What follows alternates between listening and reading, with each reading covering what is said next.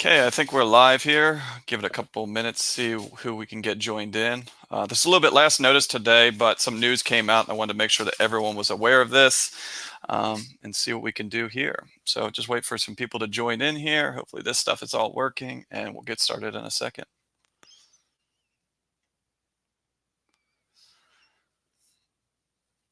See, we got some people in here. Hopefully everyone had a good weekend.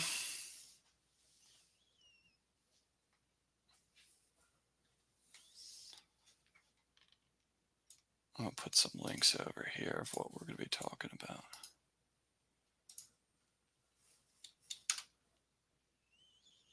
Hopefully everyone can see that.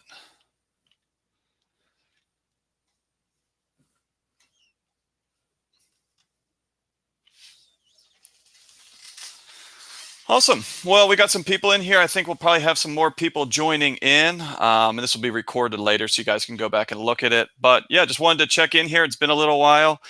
We got some new news early this morning, late last week about the economic injury disaster loan, and wanted to make sure that everyone is aware of some of the changes that they had going on.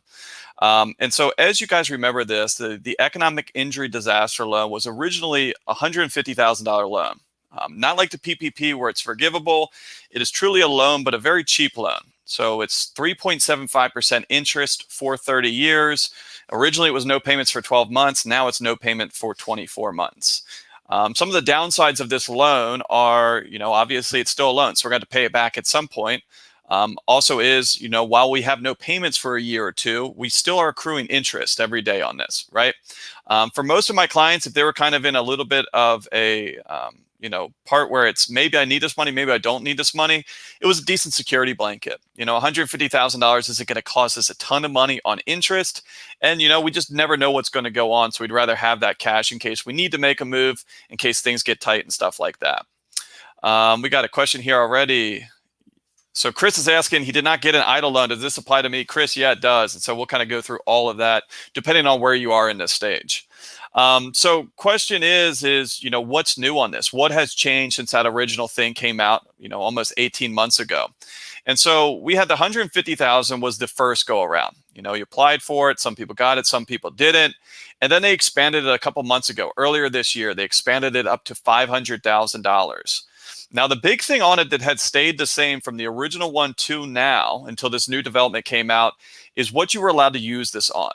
And so the economic injury disaster loan has been around for years. Now, this program had only ever been used for natural disasters, hurricanes, tornadoes, flooding, and stuff like that. They expanded that for the coronavirus to, exactly what we see now. Damages from your business based on shutdown, reduced people coming in, staffing issues, whatever it might be. The big thing on this was that they wanted to use it for your business. And specifically, they wanted to use this for ongoing operating expenses of your business. Essentially, the way that most people looked at this, or what the SBA's intention was, your business slows down, you don't have the enough cash flow to support your day-to-day operations. The EIDL loan is going to allow you to make payroll, to pay your vendors, to pay your insurance, to advertise, to whatever you need to do. Essentially, this is the rainy day fund, and they wanted you to use it to stay afloat, to stay solvent on it. Some of the uses that they did not want you to do were to refinance debt. They did not want you to do that. They did not want you to buy equipment. They did not want you to expand. They did not want you to buy real estate. They essentially wanted to say, hey, you have the business that you have here right now, and we want you to make sure that that business stays alive and stays solvent. This is not necessarily a cheap loan for you to expand, go to different markets or stuff like that. Now, there's plenty of gray areas on this. We had clients that kind of said, well, hey, you could argue that this was an ongoing operating expenses of the business, and we won't really get into those gray areas here. I'm going to say first and foremost that even the new information we have here on this update is still murky at best. I talked to the SBA, I talked to a couple bankers about it, and no one else could kind of give me any more guidelines other than, hey, that's what it says, and that's the way that we're interpreting that as well. So flash forward to today, or really last week, I think this was late Thursday or Friday, where they came out with this new development. Not something that has been broadcasted a lot, but it's a pretty big update on it because they did two things here. The first thing that they did is they expanded how much we can get. So max before was $500,000. The technical maximum now that we can get is $2 million. That is a lot of money.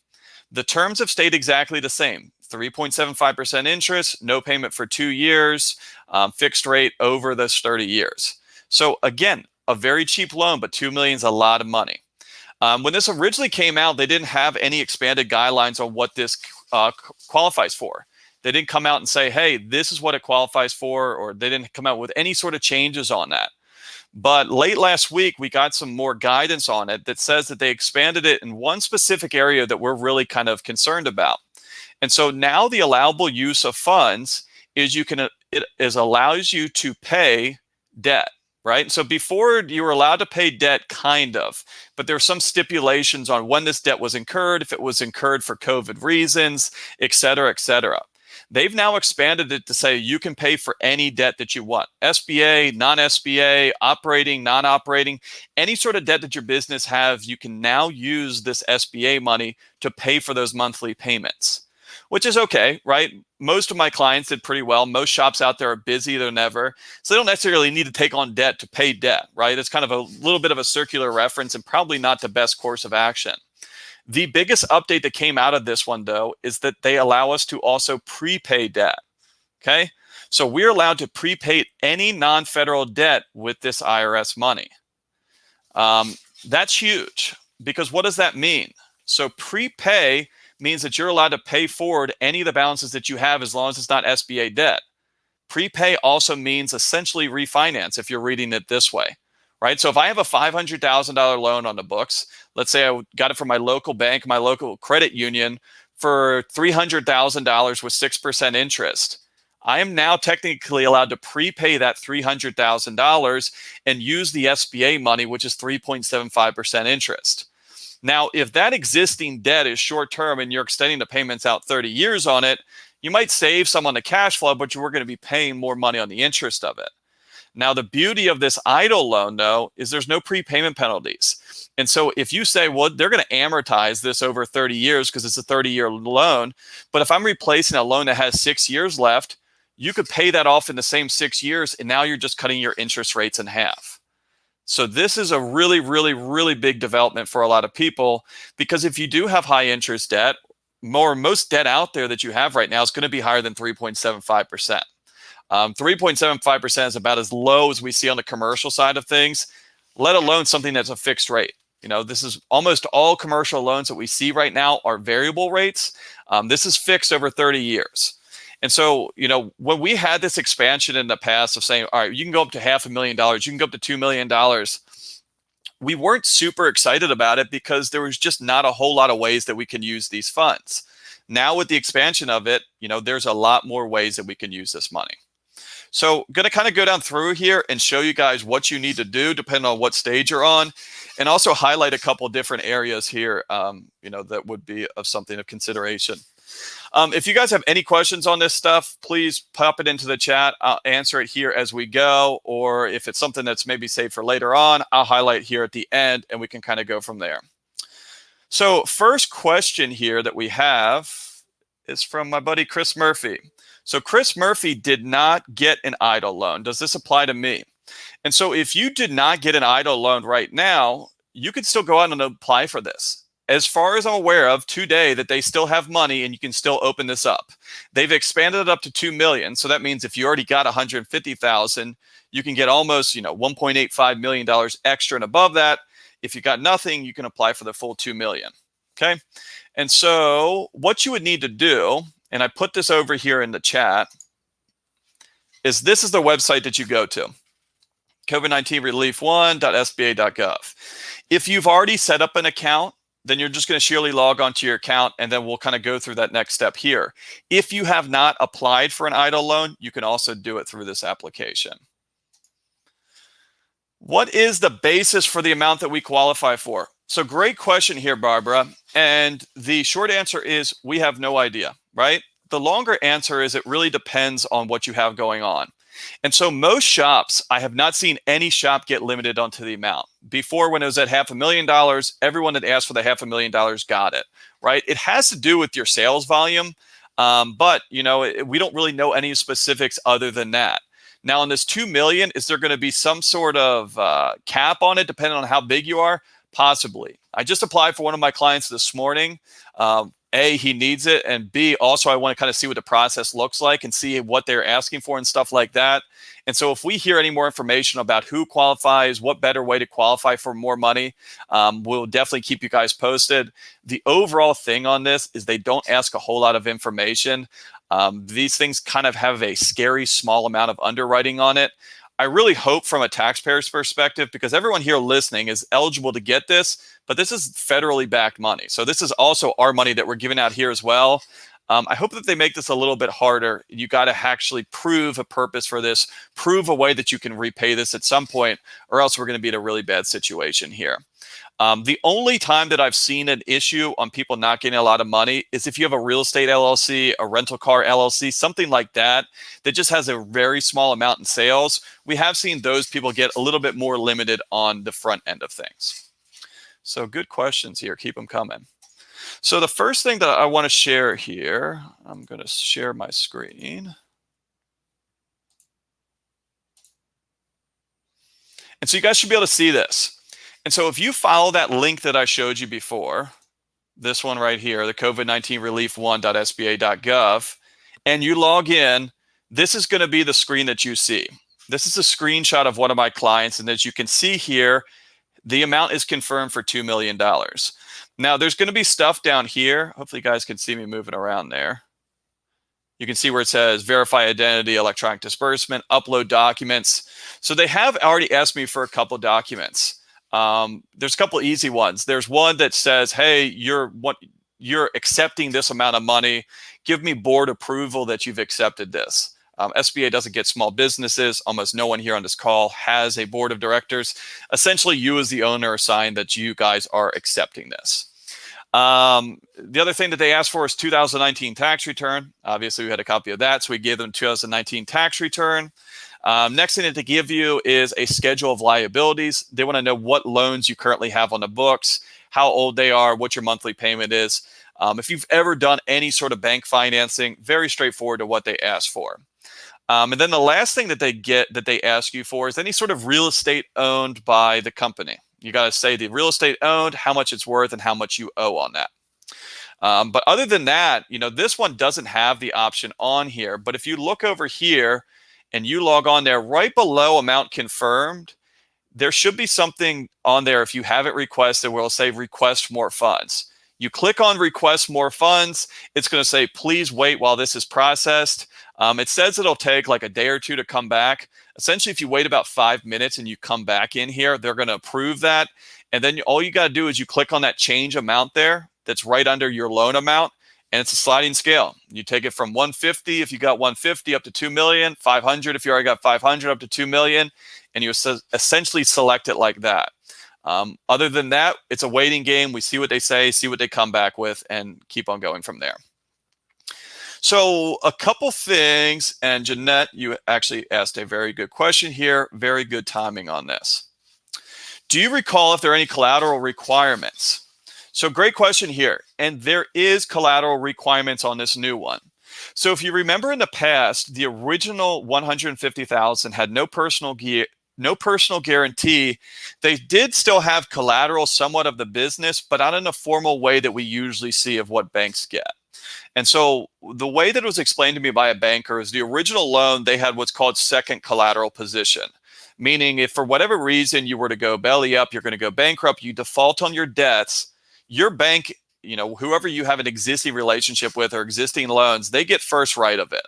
So they come in, collect whatever collateral they can, make sure that they can get all this stuff paid off. And then, that's essentially it. If there's money left over, then the SBA can take whatever remaining money for them and they go from there. Once you get over $200,000, there is supposed to be now a personal guarantee. Right now, you got to personally sign for this stuff. The tricky thing is I don't think that I've seen very many, if any of my clients actually have to do that personal guarantee. A lot of places say, well, you got to do a personal guarantee, but a personal guarantee is only legally enforceable unless you have the paperwork for it. You've put on your social, you've pledged whatever personal collateral that you've had. The weird thing about these loans is that a lot of this stuff is kind of being done backwards. And so usually when you go to a bank loan, they go through the full underwriting process. They, list out whatever collateral that you have, make sure that the bank is comfortable with it, get all this paperwork signed, then to go around and they give you the money. The SBA's number one goal here, and they've made it very apparent, is to get all this money out to people. And so they've been giving out money faster than they can get this documentation for. A lot of you guys on here that already have this EIDL loan could probably, resonate with this. But what we see a lot is you got your $150,000. Now they're asking for paperwork. Now they're saying, hey, Genette, you got to sign this. Hey, Genette, you got to sign this. It's pretty much a bit of a mess over there right now, just because the amount of money that they're giving out is just way more than what they can possibly keep up with. So the only major development here that has come out is anything over $500,000, which obviously the $2 million will qualify for. They want any real estate collateral that you have. Now, the tricky thing is most shops don't have the real estate owned by their operating entity. Most of our shops either own that real estate personally or own that in another separate LLC. As of right now, we don't know if they're going to try and cross-collateralize this. If you have a piece of property, a building, a piece of land owned in your operating entity and you get the expanded amount, they're more than likely going to get collateral on that. If it's owned personally in a number of separate LLC, I'm not sure if they're going to be able to get the collateral on that. It's one of these things where we just really have to wait and see.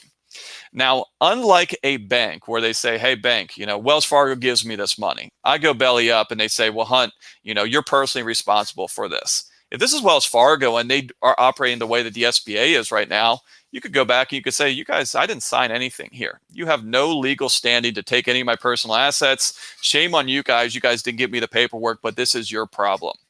We're dealing with the SBA, right? So we're dealing with the government. And so they obviously have a lot more sway than any sort of independent private bank would, right? And so a lot of people have said, hey, I didn't sign that personal guarantee. They can't bring anything over on me personally.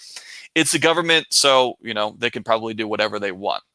Obviously, no one here plans to default on this stuff. So if you pay your debts, you use an allowable way, then, there's really no problem. We won't really have to worry about that. So let's get to some other questions here. So Brian, I have had 2 applications for increase rejected. They say it's because the 4506T is now being processed via computer and not humans. As such, they are having issues. So Brian, this is the number one thing that we see for all of these increases is they say that they cannot get the transcripts from the IRS over to the SBA. I would be curious to see how long ago you most recently talked to them, is because they had a major backlog there. And so they had some sort of glitch in their software where the IRS was not communicating with the SBA, and pretty much, hundreds of thousands of these applications were stuck in limbo waiting for this transcript. That has started to clear up, and I've had more and more clients get that cleared out in the last couple of weeks here. But if you're having this sort of issue, or if you have any other issue with the SBA or the EIDL loan, my recommendation is to give them a call. They are shockingly helpful. The hold time is not usually that long. And if you ever get into a situation where the person that you're dealing with doesn't know what they're talking about, or you're just not getting anywhere, usually they'll automatically escalate it themselves. They'll say, hey, you know what, let me put you with a tier 2 representative. But if you don't feel like you're getting anywhere, it's not going to hurt to say, hey, can you let me speak to a tier 2 representative? Because usually if you can get someone on the phone, they can get this stuff worked out. Now, if they are still just waiting for the 4506T, what they will tell you, Brian, is they say, hey, we have everything that we need from you that we can possibly get from you. Now it's just a waiting game of getting this transcript. If that's the case, then we're just in a waiting game. I've had other weird situations where they wanted to see bank records, where they've wanted to see, other things to prove prove that you have a business. But more or less, if it's just that transcript, that's where we're going to be waiting on. All right. So let's see a couple other questions here. Chris, you give me all the good questions here. And so this is one that we have, we've had the question come up a lot, is are we allowed to pay off the loans from another business, right? And so I was actually just talking with one of my clients before with the same exact question, because his operating business doesn't really have a whole lot of debt. Most of his debt is on the rental LLC side. Yeah. And so what ends up happening in that situation is a little bit of a gray area, because in his specific situation, what he actually had was the operating business was listed on the loan. And so that was saying, hey, this is actually an operating expense of, or this was a loan attached to this business. However, the property is owned in a rental LLC. What I instructed him to do here is, first and foremost, they've changed a lot of these rules. And so if we are able to go, I'm probably going to go under the assumption that I'm going to try to do this as legitimate as possible if I can. And so I'm going to try to go get this money from the rental LLC. If they will not give me the idle money from my rental LLC, then you're kind of left with a little bit of a conundrum.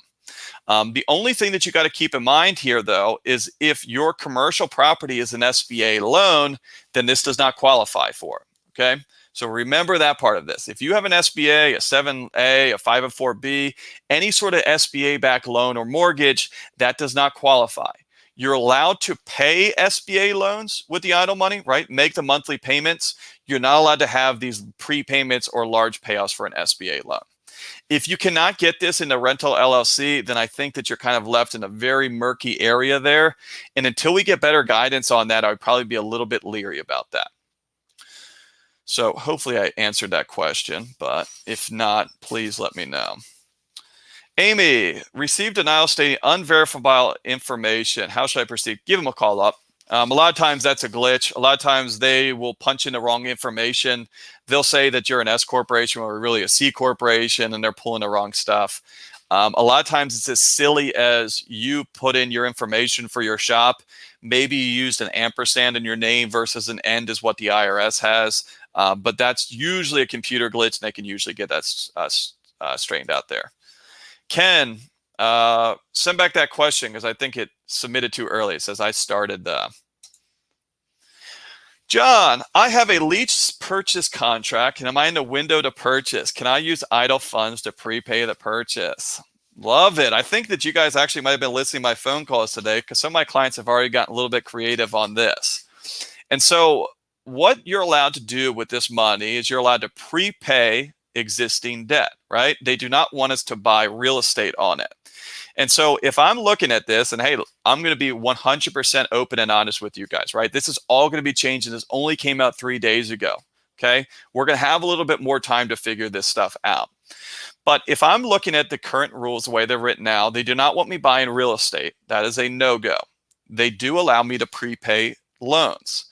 So if you're in a lease purchase contract and you said, hey, I'm going to go to the property owner and say, hey, I got $1 million from this new idle. I'm going to pay you guys. I now bought that real estate. Not an allowable use of funds, right? Because we're using that money to buy real estate to expand our businesses. However, if you were to go to this landlord and you were to say, hey, you know what? Sell me the property. You hold the mortgage on it. You now have a loan with this, private lender. If you then want to use the SBA money to prepay this private lender, essentially pay this private mortgage off, that would now be an allowable use. Okay, so you kind of see how it's a little bit of the same net result, a bit of a shell game there. Again, this is all very early on. They might come out and have more stipulations on it. I will kind of share what they showed here. And so I'm going to send you guys this, so that you guys have it. And so if you guys really want to have some good reading here, I'm posting something in here, which is essentially what they call an interim final ruling. So the SBA sent this out when they announced these changes, and this is the legal talk of all the different things that have changed here. And what I'm going to show you as well here is the excerpt that we really care about. So we stop share. I'm going to share this. Get rid of John's comments. Share screen.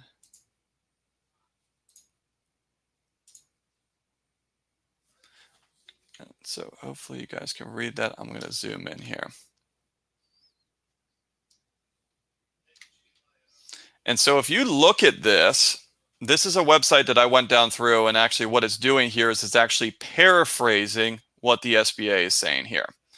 The part that we really care about is here. And so it says, how can I use my business loan to spend my money? And so it says idle working capital loans proceeds to be used to pay any type of business debt, including loans by a federal agency, including the SBA or SBIC, which is a small bank. It's essentially SBA, a little bit on more of a local level there. And so this is to use to pay this, right? So they're saying no matter what kind of loan you have, no matter when you got this loan, no matter what it's for, you're allowed to use the EIDL money to pay the monthly cost of it, the monthly payment on it. But this is the big one here. SBA also revised the regulation to clarify that the COVID loan proceeds may be used to make debt payments, including monthly payments, payments of deferred interest, and prepayments, except that prepayments will not be permitted on any debt that is owned by a federal agency. Okay, so just like I said before, anything that is an SBA, you can use it to make the monthly payments. No real benefit in doing that, right? The big thing here is anything that is not SBA, it can allow you to have any of this stuff as a prepayment or a refinance on that. So right from the SBA, right from their mouth, there's not a whole lot of, argument here. The only thing that makes me a little bit uneasy about it is this is pretty much the only thing that mentions it on here. I've seen other people paraphrase this. I've seen other people write more stuff. But if you read the actual laws, it's very short and concise on it. But it's pretty clear that they allow prepayments. Before I came out with this, I wanted to make sure that this was about as good to go as we could. Talk to a couple lenders. They weren't really sure about this. They weren't super happy. They'd heard some of this stuff. But essentially, if the SBA is allowing you to refinance debt at 3.75% interest, a lot of these banks are very unhappy because they can't compete with that. No bank is going to give you a 30-year commercial note at 3.75 locked. It's just they can't compete with those numbers. I also called the SBA. Like I mentioned before, had no luck with a regular person answering the phone, but they were very helpful and they said, hey, you know what? Let me escalate this to a tier 2 person. Even he was a little bit unfamiliar with this because I think of how new this was. And so put me on hold and did some research and called, I guess, one of his higher ups and came back and said verbatim, he said, yes, you are allowed to use this to essentially prepay any debts that you have as long as they're not SBA. I said, great. Is there any sort of stipulations, maximum amounts that we can pay? He goes, no, as long as you have the money on it, you're allowed to prepay any amount. So this is about as good to go as we can for right now.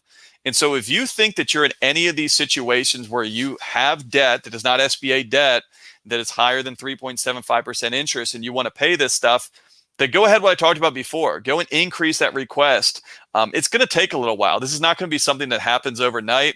My clients that have gotten the increase up to $500,000 have taken about 2 to 3 months to get this money. And so what I would say is if you think that this might qualify for your strategy, go out and request the additional money and let's see what they say. If you're unsure about this, if you don't think that there's any reason that you can use this, I'd be a little bit careful on this because we're talking big money. If you get the full $2 million, you're paying about $75,000 a year in just interest on this, right? And so this is the amount of money that if I have a specific use for this, perfect, I'll use this. I'm not using this for a rainy day fund because it's just so much money that we're paying a good bit of interest on it. So let me get some other questions here. All right, where were we? Barry, can I use an EIDL to pay overdue rent to my LLC that owns the property? There is no mortgage. Yes, sir. You also own that LLC, but that's an ongoing operating expense of your business. If you want to get this money, you want to pay rent, back rent, whatever is owed, 100% allowable use. Now, the big thing to keep in mind is there's not a huge benefit of doing so because you're taking money out of your right pocket, putting in your left pocket, but not a bad way to get this money out of your business while still using it as allowable use. So those who are out there to have a self-rental, you can kind of get creative on that aspect. Taking this money out personally, not allowable. Increasing your rent, paying back rent and stuff like that is allowable. So just some brainstorming ideas for you guys. Eric, all right, I am late to the party. The first EIDL was declined for economic injury is not sustained or substantiated. I can't read here. What's different about this one and should I try again?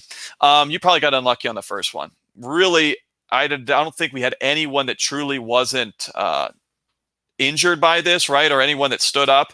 I had a couple people that were declined for that. And all we had to do was write back a letter saying, hey, please, consider us, we really need this money. And all of them have came back and said yes. If you were already declined, you probably can't go back and, redo that application. I'd probably just go back to that website and just apply like it was your first time and see what they say.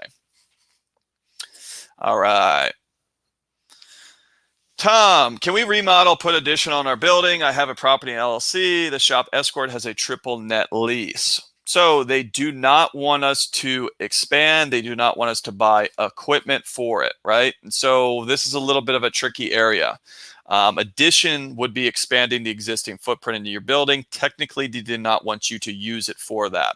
Now, if the rental LLC decided to foot some of this bill, and possibly because of that, you had to increase the rent going forward. So now the rental company is getting more money on a monthly basis. You know, there's some creative ways to do this, but expanding additions, equipment, not technically an allowable use right now. Ken, I started with the EIDL application and have been waiting 80 days for the SBA to get a response for a 4x6T for the trash returns. I've called every, yeah. So Ken, you're in the exact situation that a ton of our people are in. They are just in a waiting game. So when I called up, when I had my client that recently just got this $500,000, we were in the same thing. I'd call them every couple of weeks just to say, hey, are you guys waiting on anything from us? No, sir, not waiting on anything from you. Just waiting for this transcript to come through. Sure enough, you know, like I said, it took us about 2 to 3 months. Finally, that transcript came through. There's nothing that they can do until that transcript comes through. So unfortunately, we're just kind of in a little bit of a waiting game right now. Alejandro, I applied 3 weeks ago and got approved and signed all documents Friday night. Will it take 3 weeks to be funded? So if you've been approved, if it shows in your portal, like what I showed you before where it says, you know, approved, whatever, usually that is probably about a week. And so what it'll actually show on there is it'll show approved. Once they've got all the paperwork back, it'll show funding. Once you see that funding thing, usually 48 to 72 hours, you're going to get the money. So I think that you're probably on the home stretch here, Alejandro. Yeah, for 500,000. Yep. As long as they got all this stuff and it says approved, you signed all the paperwork. No, there shouldn't really be much more hold up for you. Cool. So give it a couple more seconds here. See if anyone else had any more questions.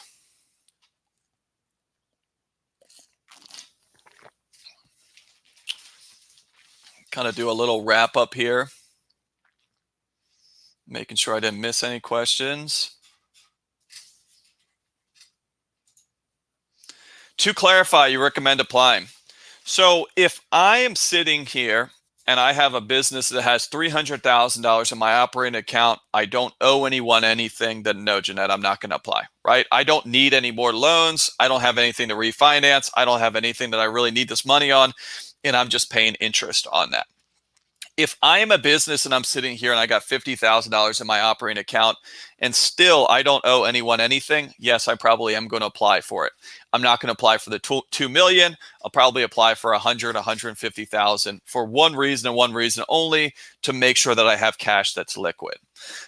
If you are sitting here and you have a $300,000, $500,000, $600,000 loan that's higher than 3.75% interest, is not an SBA loan, then yeah, I'm applying for that. You know, like I said, it's going to take a couple months. As long as nothing changes on those rules, I'm going to use this money. I'm going to prepay all of those existing ones, get this new SBA one, pay it over the same amount of time, and just save interest. Jeff. So Jeff, good question here, and your question is actually segues into another one here. I have purchased equipment and have a loan through a third party. Can this be used to pay off that loan? Yeah, it's a loan, right? So the only thing on the equipment that I want you guys to keep in mind here is in this industry, most of these equipment loans that we see are actually leases, right? So the thing on a lease is we're paying whatever it is, $600 a month, $800 a month for 60 months. There's no benefit by prepaying that. It's a loan payment. You give me 60 payments of 600 and it's yours. Some of them will maybe give you a little bit of break if you pay it early, but more or less most of them don't.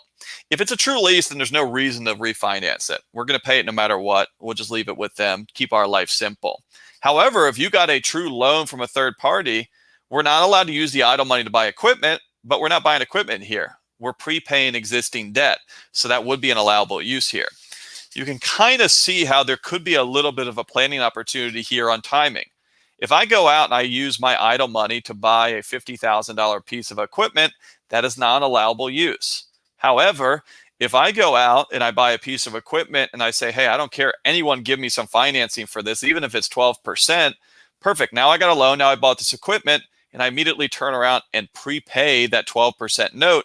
That's an allowable use here, right? So there is kind of a planning opportunity. And Tom, that could actually be kind of used in your strategy about the expansion or remodel and stuff like that as well. Firas, I want to move to different locations. Can I use the money for that? So technically, no. And so the weird part about this is, like I mentioned before, almost all of this stuff is written for natural disasters, right? And so a lot of the stuff was moving. They don't want you moving out of the area. One of the reasons they did this is they want people to rebuild there so there's still business and stuff like that. So all the stuff that's written has to be taken a little bit of a grain of salt. So let's say that you're in a terrible area and you just want to move and you want to go to a different area. And you say, hey, you know what, Hunt, my shop is here. I want to move 20 minutes away. My lease is still active here. I'm good to go. Then no, that would not be an allowable use because you're electively choosing to move a different location. And they're pretty clear that they don't want us doing that.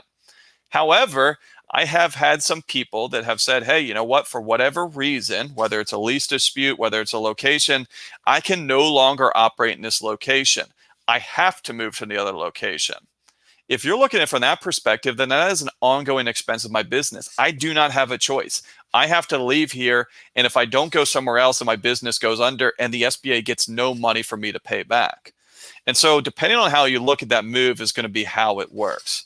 Obviously, it's a little bit of a gray area there. But if your lease is up, your landlord doesn't want to renew it, is not being reasonable on the terms, then that's an ongoing business expense that you have to relocate. They just don't want to see that selective relocation.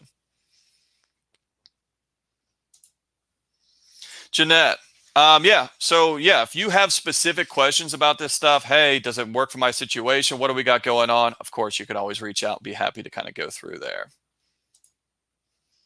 Steve, I do not have the apply button on my SBA portal. Is this open to apply for? And so, Steve, when you go into that portal, you should see something on there that says request more funds in the top right-hand corner. If you don't see something in the top right-hand corner, then you might have to call the SBA and see what's going on. From what I know, everyone should be able to apply for this. Everyone that has an existing SBA EIDL loan should have this option on their portal. If it's not on there, you might have to call them up and say, hey, what do I need to do to get this activated? Ben, I got about 100K. Can I apply for more? So far, I have not used a penny of mine. So yeah, if you got 100K, technically right now, you can get up to $2 million, right? But just because we can doesn't mean that we need to or should, right? So if you haven't used that 100K, you got good reserves now, you don't really owe any debt to anyone, then probably not going to get any more money. But like I said, if you have some of these other examples where there's future projects, if you do have existing debt that you want to refinance, then yeah, I totally would go and get more. And if you need, you can call me about that, Ben. We can kind of go through that. Cool. So that about wraps it up. I think that this is something that is advantageous as it's written right now. Something makes me think that this is not the last we hear of this. Like I said, I think that this is something that's going to be evolving just like everything that's come out. The one thing that I do want to stress here, and the reason of why I kind of did this webinar at such late notice, is this is something that's going to run out of money. If people get wind of this, this money is going to go extremely fast, right? Because of the amount, $2 million, right? That's going to add up pretty quickly if people start utilizing this. So if you think that you might need this, go ahead and apply for that money. Because what's going to happen is, let's say I go on right now and I apply and say, I want $2 million today. They're going to say, thanks, Hunt, give us all this paperwork. We're going to do our thing. Probably 60 to 90 days down the road, they come back and they say, hey, Hunt, everything looks good. Here's your money. Here's where you need to sign. At that point, I could still say, you know what, forget it. You guys have changed the rules on me. I can't use this anymore. Or for whatever reason, I don't want it. You can still decline it at that point. Even if you get to the point where they say, hey, Hunt, you already got approved and it's already in your bank account, which I have seen, you could immediately turn around and say, hey, guys, never mind. Take back your money and I'm done with it. So if you guys are thinking about doing this, act on it fast, act on this now, because if this comes around in December and you say, you know what, I really do want to do this, it's going to be out of money by then. So just keep that in the back of your mind. Can we purchase an existing business and apply for these funds to stimulate its recovery? Rob, I think I know where you're going on that. So if you were to buy an existing business and the new business had to take out debt for this, then you could prepay that debt if you wanted to, as long as it was not an SBA loan, right? So that's going to be the big tricky thing for you, is as long as it's not an SBA debt, you can prepay that. Okay. Yeah, good question. Cynthia, in regards to loan terms, is it fixed at 3.75% with a 30-year term that prohibits early payoffs? No prepayment penalties on this. No prepayment penalties.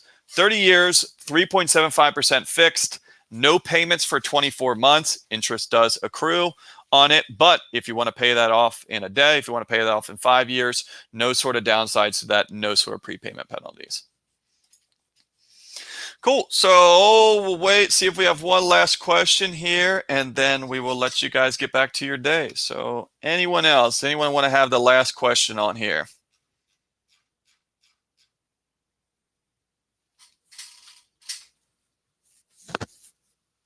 And if we get some more information on this, obviously we'll keep you guys posted on this. Like I said, I think that we're going to start seeing the floodgates open on people trying to do this. So I imagine we might start to see some pitfalls and hangups and stuff like this on stuff people are running into, or possibly just timing on how long this stuff takes. But like I said, you know, if you think that you might qualify for this, go ahead and apply for it. It doesn't mean that you necessarily need to take that. But it at least gets you in line, at least gets the process moving on, because like I said, it's just not really a quick process. Cool. So that looks like all we got for today. Thank you guys. You guys are too kind here. Good to see you there, Scott. Jackie, how do we apply? So if we scroll all the way up to the top, could probably get this over here. Someone else, Allison, could you reply here to Jackie and give the link on there? There's a link on there where you can go to the SBA website to apply for the original one or apply for the increase as well. Awesome. Perfect. Good talking to you guys. And I will talk with you guys soon, and everyone be safe. Thank you.